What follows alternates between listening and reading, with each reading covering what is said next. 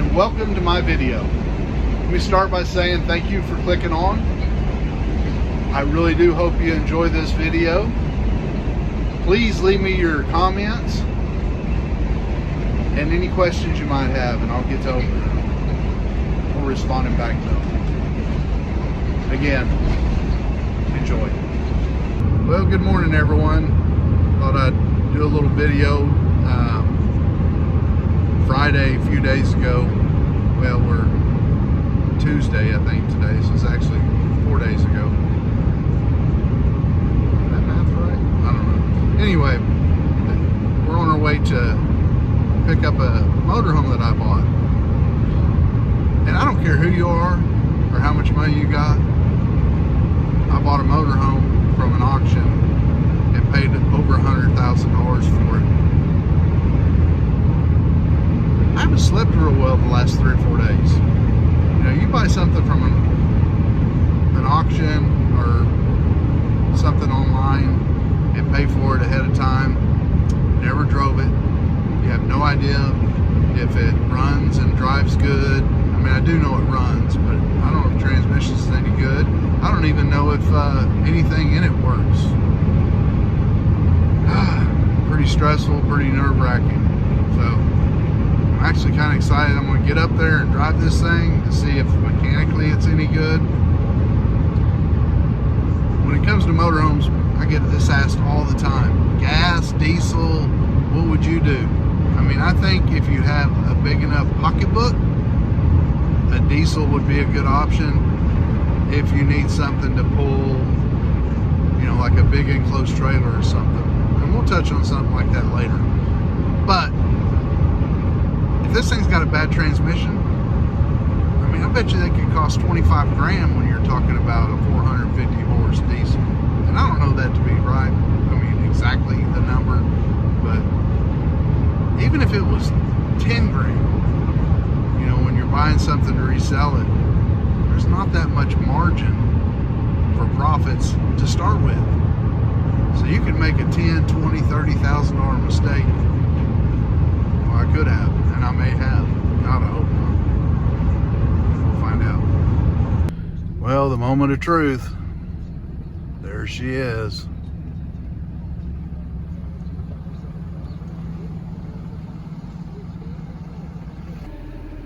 Well, so far,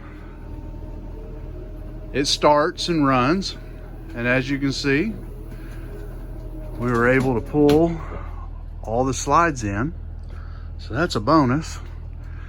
Our coach battery's pretty weak. I can't even get the generator to start, but I got to say,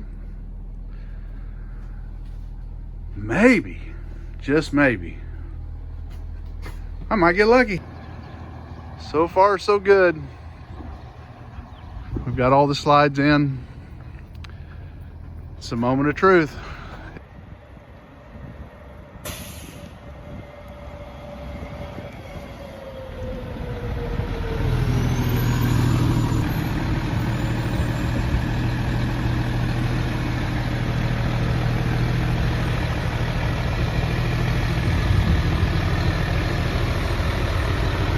I'm waiting on my son to pull up behind us. He's hauling a trailer out of here.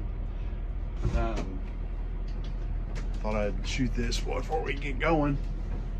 I mean, I've only drove it 100 foot, but it runs really good so far. The motor is really smooth. The brakes feel good. All of our air is good. Pulling out here on the road. And we're gonna find out.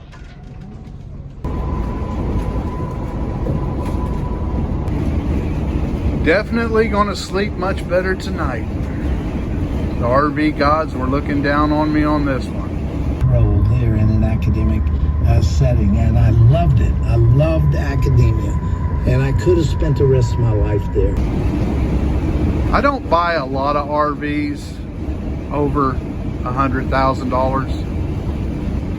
So if you think it's easy being a dealer, maybe some of these other big guys that are spending corporate money might not be a big deal for them. But us independents, us smaller family-owned dealers, This is a huge gamble for us. Now, I'm not gonna lie to you. Right now, I'm feeling pretty darn good. Even though I know that this thing's got some cosmetic issues on the outside that we're gonna have to take care of. I don't have a clue if anything inside of it works other than the slides.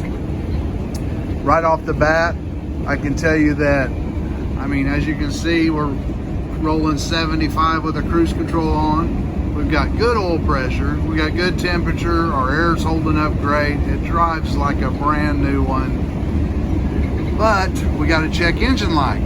It was flickering on and off there for a minute, and now it's kind of stayed on. I've yet to buy a diesel that didn't have a check engine light.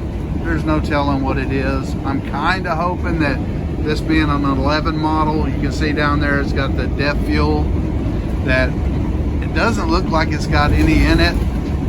We're going to stop up here a little ways at the truck stop and put some fuel in it and get that taken care of. And cross our fingers that that's all it is, but I doubt I'm going to get that lucky. And as you can see, I got a sun visor right in my eyes, so I'm having to kind of squat to drive. But hey, if these are the worst things I have to worry about, I'll take it all day long. Well, there you go. Question is, you as a consumer, would you have the guts to do what I just did? Maybe some of you do. I bet most of you don't. So the next time you're dealing with a, smaller family-owned dealership, be kind and understand this is how we make our money. And we're not out to kill nobody. We're out to get you just as good a deal as I got when I bought it. So keep on keeping on.